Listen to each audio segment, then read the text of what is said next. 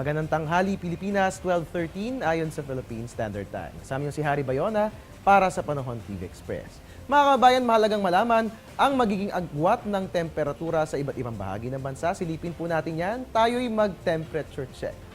Unahin po natin dito sa Luzon, mataas nga po ang temperatura. Sa Tugigaraw, meron po tayong 24 to 33 degrees Celsius. Magiging maulan po ang ating panahon dyan. Habang sa Baguio City naman, mababa po ang temperatura. Meron tayong 16 to 25 degrees Celsius. Magiging maulap at maulan din po. Dyan po yan sa summer capital ng ating bansa. Puntahan naman po natin ang Visayas sa Metro Cebu. Mataas po ang temperatura. Meron po tayong 25 to 32 degrees Celsius. Magiging maganda po ang panahon sa Queen City of the South. Habang sa Tacloban, mababa pong maaasang temperatura.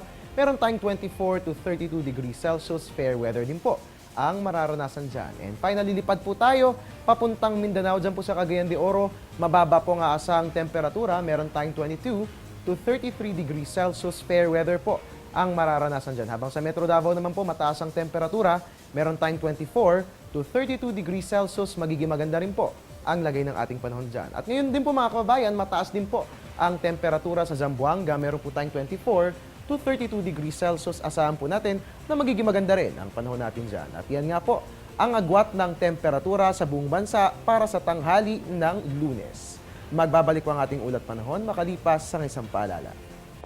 Teng, ang package. Ma'am, sabi ng Air 21 on the road na. Ano, Teng? Ang package. Ma'am, sabi ng Air 21 na receive na. Okay, very good. Basta padala, sagot ka ng Air 21. May real-time delivery updates via text para worry-free ka. Teng, ang package, napadala mo na? Yes, ma'am, sa Air 21. Sa Air 21, sagot ko, padala mo. At mga kababayan, dahil kadalasan po nakararanas tayo ng thunderstorms tuwing hapon, mahalagang malaman ang iba't ibang uri nito nang sa gayon hindi tayo maiwan sa napapanahong kaalaman.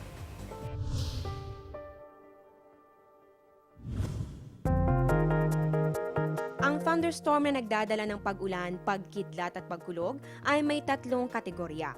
Una rito ay ang single-cell thunderstorm na tinatawag ding air mass, popcorn o pulse thunderstorm.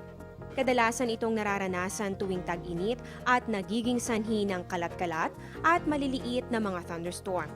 Hindi ito gaanong tumatagal at paminsan-minsan din nagdadala ng malakas sa pag-ulan at hangin, maliliit na hail at mahinang tornado. Sa multi-cell cluster thunderstorm naman, maraming mga cell sa atmosfera ang sabay-sabay na gumagalaw. Ito'y nagdadala ng malakas sa pag-ulan ngunit maaari rin magdala ng hail, malakas na hangin at tornado. Ang multi-cell line o squall line naman ang thunderstorm na karaniwang itim na ulap na tinatakpan ang west horizon. Ito'y tumatagal ng ilang oras at lumilikha ng mapanganib na hangin at hail. Supercell thunderstorm naman ang tawag sa pinakadelikadong uri ng thunderstorm dahil sa dala nitong malakas sa tornado, hangin at pag-ulan ng hail. Nakakalika ito ng mesocyclone na sanhi ng malakas na hangin na gumagalaw pataas. Karamihan ng mga tornado ay nabubuo dahil dito.